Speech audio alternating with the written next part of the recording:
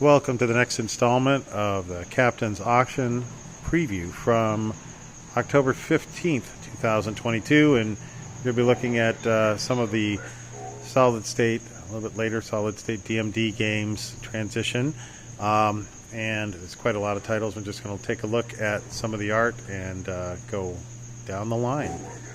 Gottlieb Volcano starts off this sequence of games. Very cool backglass approach with the multi-layer backglass, as you can see as I move through it. The volcano in the background and the infinity lights. Very great design. Wide body game with a top flipper and the volcano targets. A little bit of a kind of a skee ball approach on the right hand side for that shot, which is cool. And the volcano theme is carried out the game. Very cool pinball machine. Gottlieb Black Hole classic game, rightly so. Two-level pinball machine, has the infinity backglass again, as well as the rotating center feature. And then, of course, just the art in blues, which makes this game such a classic-looking game and playing game too. You got the target sets, and then the lower play field, which you can shoot into to get that action going on. Alien Star, one of the later games from Gottlieb. The budget had gone down quite a bit when Alien Star was made, so it's a much simplified game compared to what you saw before. Williams Taxi, great game with very kind of hilarious art depicting Marilyn and Gorby in the backglass and Santa Claus. Very typical of Python Angelo's artwork, and along with the next game, great examples of what he was able to do. This is a Lola game, in case you were wondering about that. Bad Cats, one of my favorite titles from the era, with the animated girl whacking the cat in the backglass. Very, very loving depiction of what being with cats can be like sometimes, and I just think it's a hilarious game with the voice call-outs and all of that, of course. And Python Angelo, the artist's self-portrait back there, and Pinball Python, as you can see there in the thing.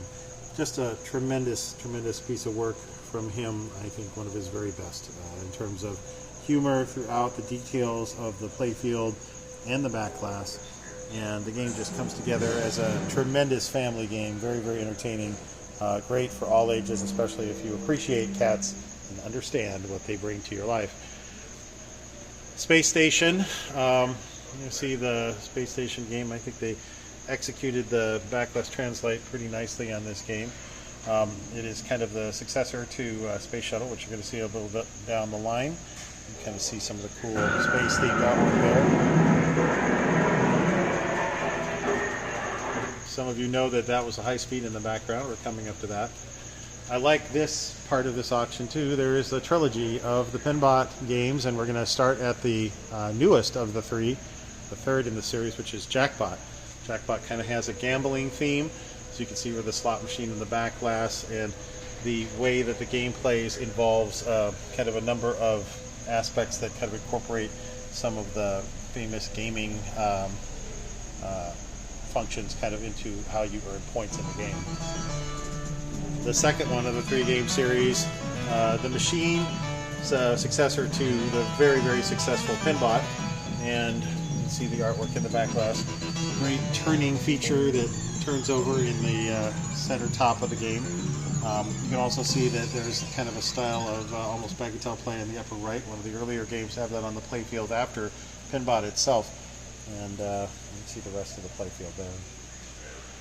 Pinbot, the first of the trilogy, just a brilliant idea, kind of building on a lot of the traditions of robots and pinball, some of which you saw earlier in this video over the years, and taking it to just a whole nother level.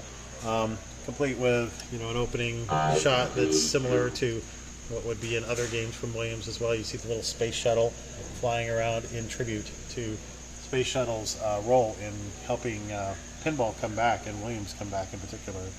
But Pinbot, always a classic game. Nice copy of Pinball here with a very, very nice view of the playfield, the lower playfield. High Speed, another key pivotal game in bringing back pinball to being successful.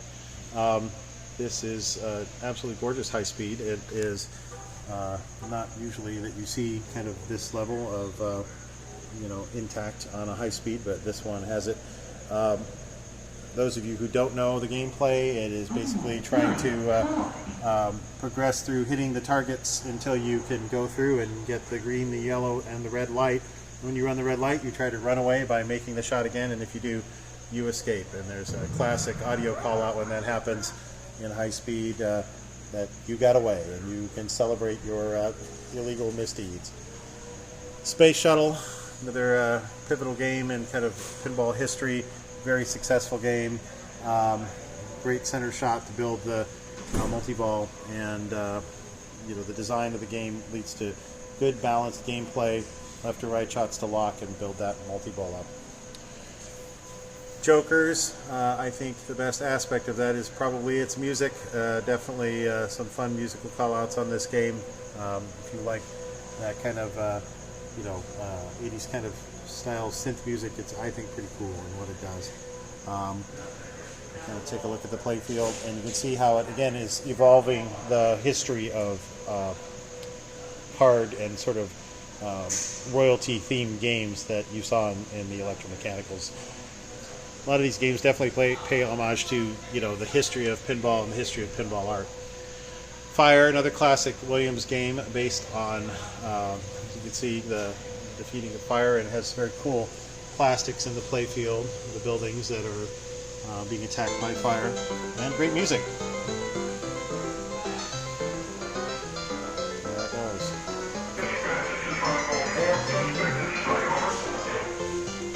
There it is. It's a beautiful pinball machine, notable for not having any pop bumpers. Phoenix, this is truly a distinctive work of art, I think, as well as design. It is, one of the games that is very striking in seeing the art approach. A personal favorite for me. Barracora, a little bit later in the sequence of games here, compared to Phoenix. This backglass artwork, just a striking kind of vision of the fusion of fish and woman. So for what it's worth, I'd say pretty wild. You get a good look at the fish in the backglass there, and you can see how the game kind of plays out in terms of the art and the playfield.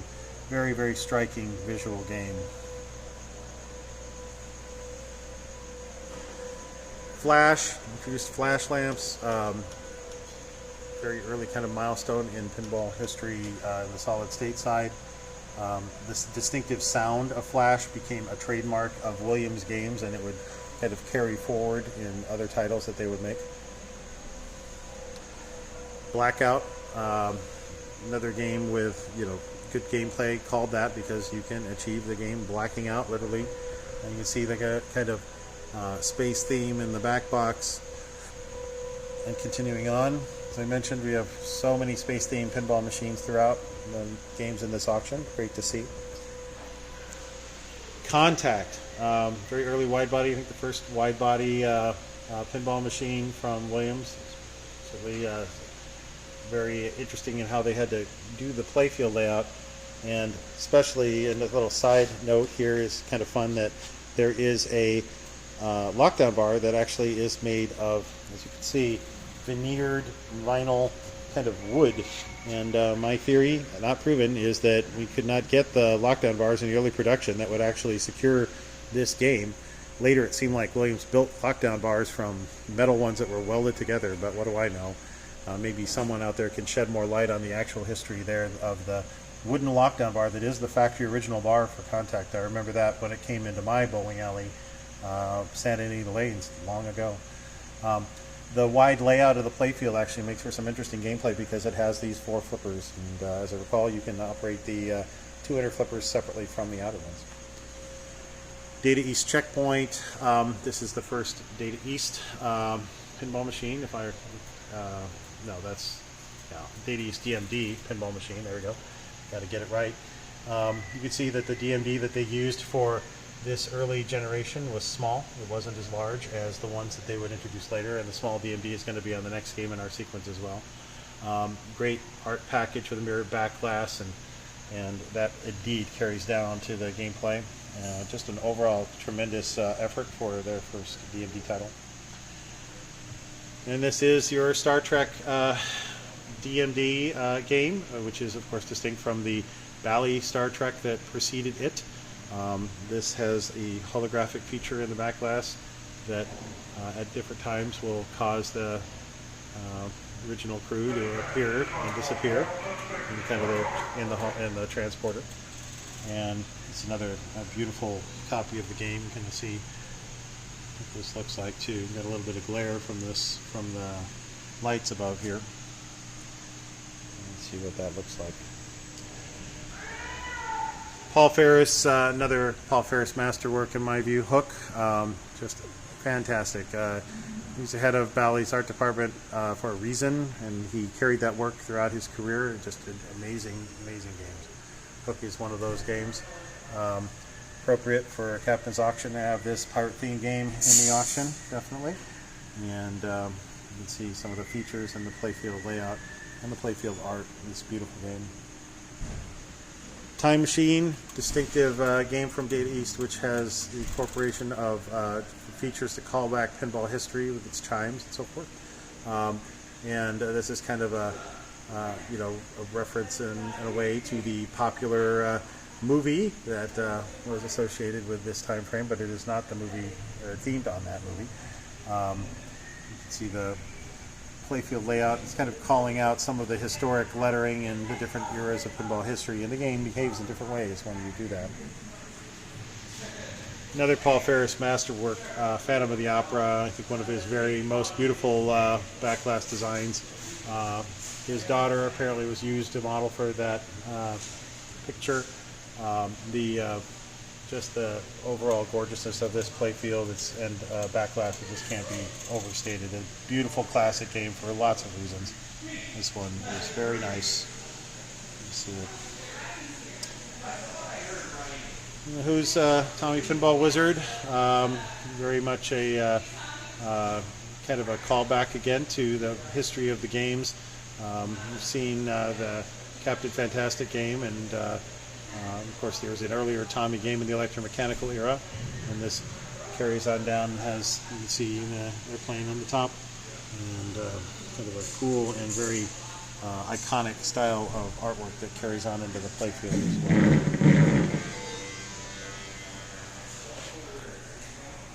Rocky and Bullwinkle, you see that Rocky in this game is with his buddy who pulls a rabbit out of the hat, and needless to say it doesn't go very well, but it's a great fun family game. Again, kind of capturing some of the details of the animated shorts in the background. You know, the artists definitely appreciated the games that they were able to create and do homage with the artwork on. You can see down, again, very family game. The playfield reflects the iconic characters very nicely. Jurassic Park, the game with the very iconic dinosaur that comes down and grabs the ball. It's always a great moment for that. Beautiful art on the Jurassic Park as well.